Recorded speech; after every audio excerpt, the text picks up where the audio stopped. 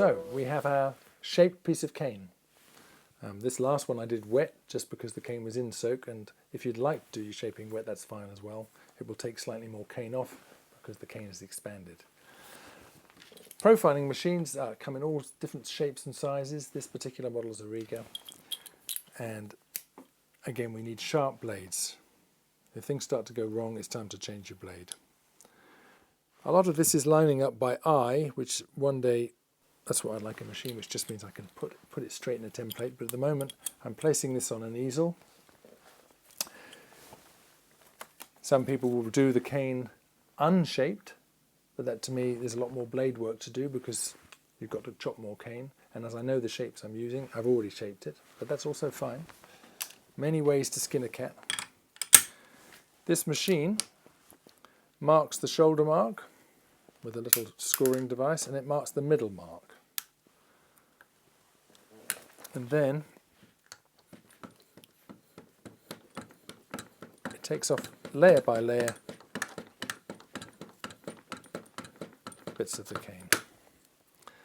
Now with these machines you have to turn them around a lot, because if you just keep going on one side you form a big ridge which you can never get out. So every few passes I'm turning it round.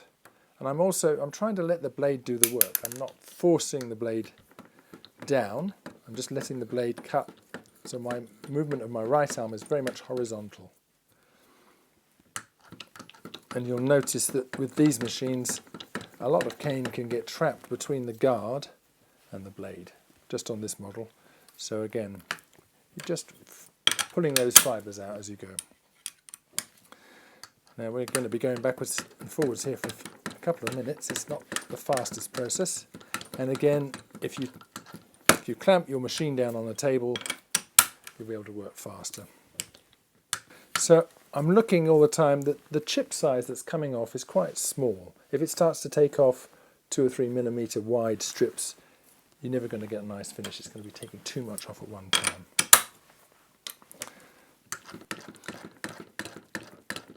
And setting up the measurements for your own profiler is a lot of fun and games, a lot of work, and deciding, well, how much do I want to take off at this stage before I fold the reed and form the reed? Do I want to get it close to a finished reed, or do I want it somewhere where I'm going to have to do more work afterwards?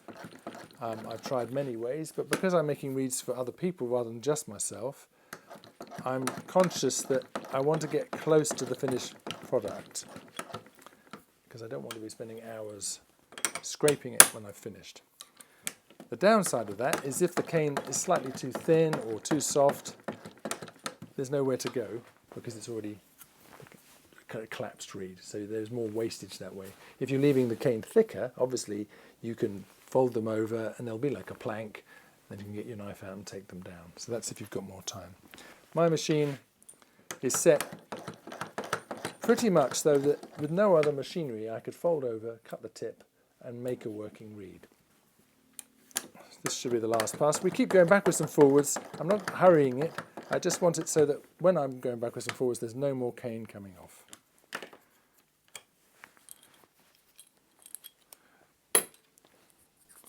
I've left a few fibres in the middle, which I normally do, but that then is a piece of cane that is profiled.